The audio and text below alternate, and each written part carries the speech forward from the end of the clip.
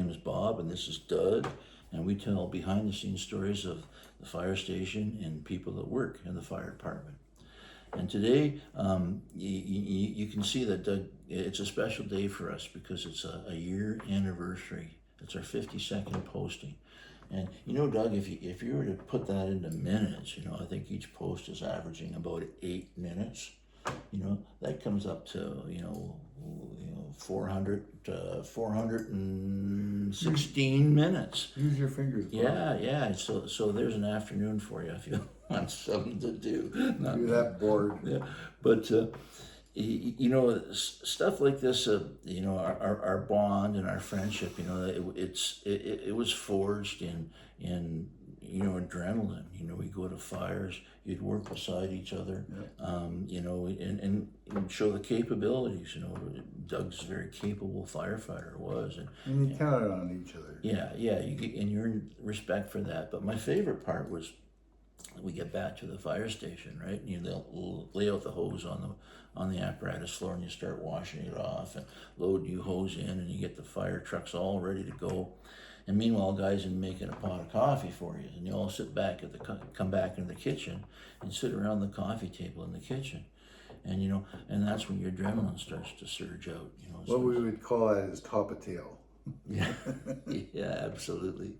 And you would talk, and you'd start making up your stories, right, to make sure, but not really. But you'd talk it out, and humor would certainly be a part of it. There'd always be some sort of sharp interjection, and but that brotherhood sort of stays, with a firefighter, whether he's from one city or the other. If you find out a person's, a firefighter, you're automatically a brother to him, right?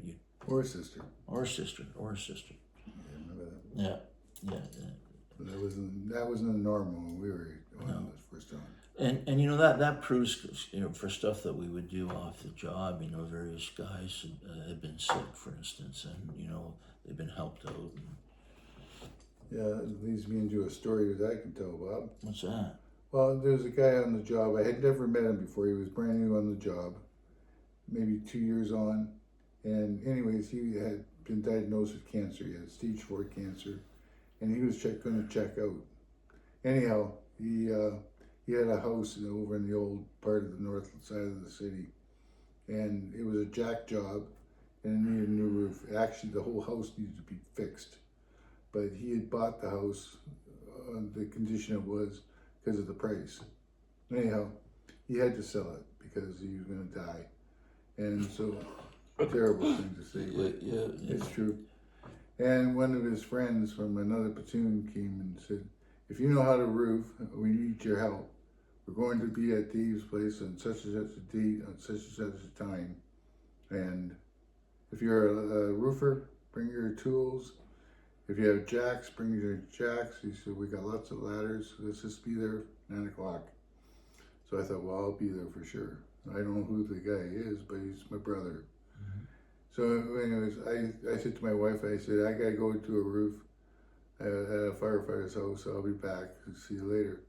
And I left I'd say about 10 to 9, thinking, well, I'll probably get there and we'll have a union meeting on the front lawn and talk about what we're gonna do. I had no idea it was gonna be like a 10-minute walk to the house because everybody was parked on the streets. There were so many guys there. There were so many guys there. It was unbelievable. There had to be at least 70 guys, firefighters. I mean, I could not believe who was there. So anyways, we're all sitting around talking, shooting the breeze. So they said, okay, let's get this thing going. So we had to strip the roof.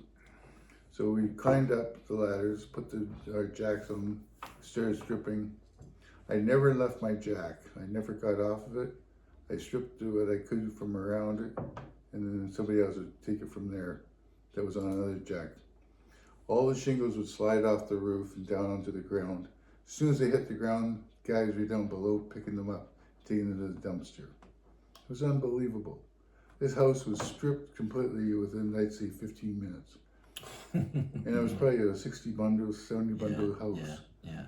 A fairly good sized roof. Jack job takes time. Yeah.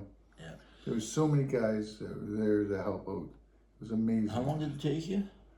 Well, we were there for I'd say about 3 hours. We had the house stripped, shingled, and I came down off the ladder. There wasn't a shingle on the floor or on the ground, and it was amazing. The people that didn't know how to roof looked around and they go, well, they had around the windows, they were all peeling the wood.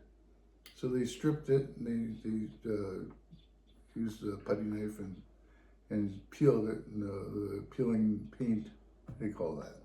Stripping it. Stripping, Yeah, sanding it off, yeah. Getting the wood, preparing and the they wood. painted it.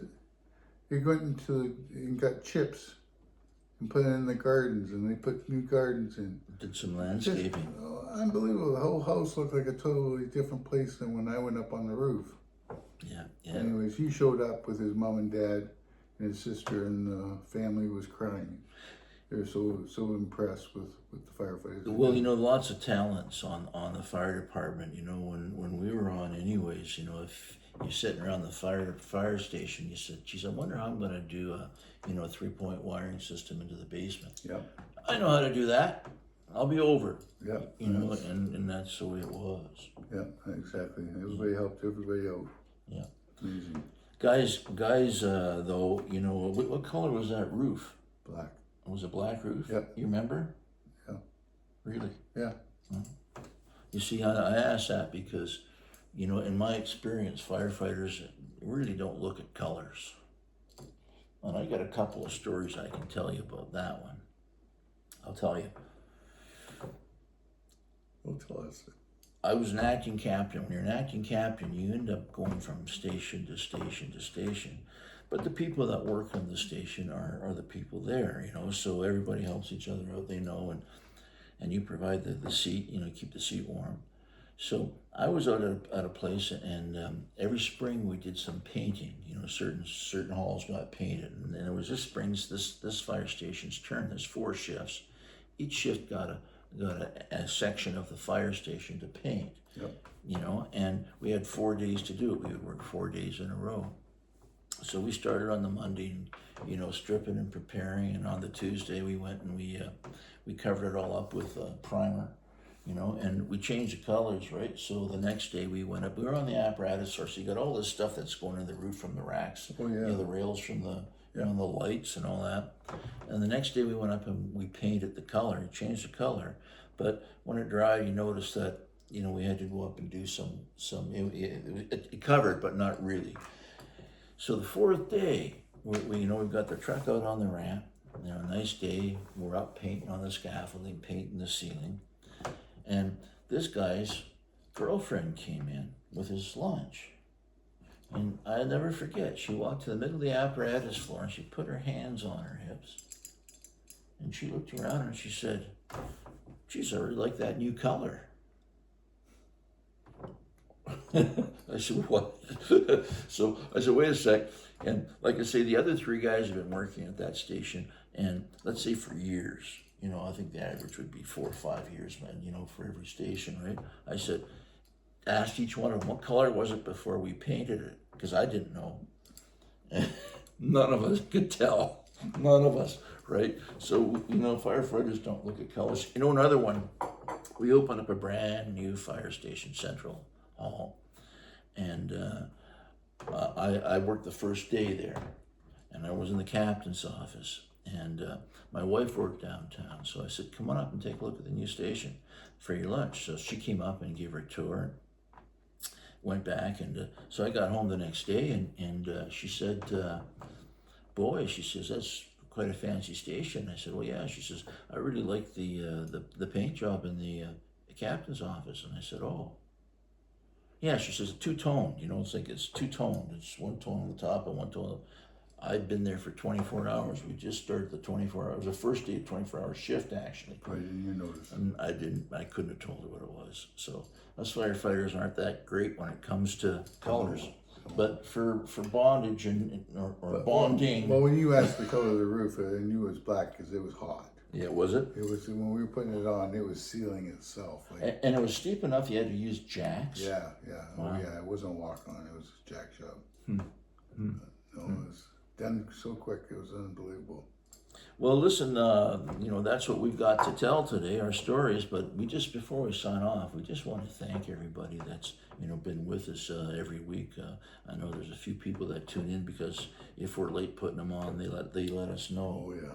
So thank you so much for watching, and we got another great year ahead of us. We're going to bring other guests in, and we've got great plans. Bye now. Bye now.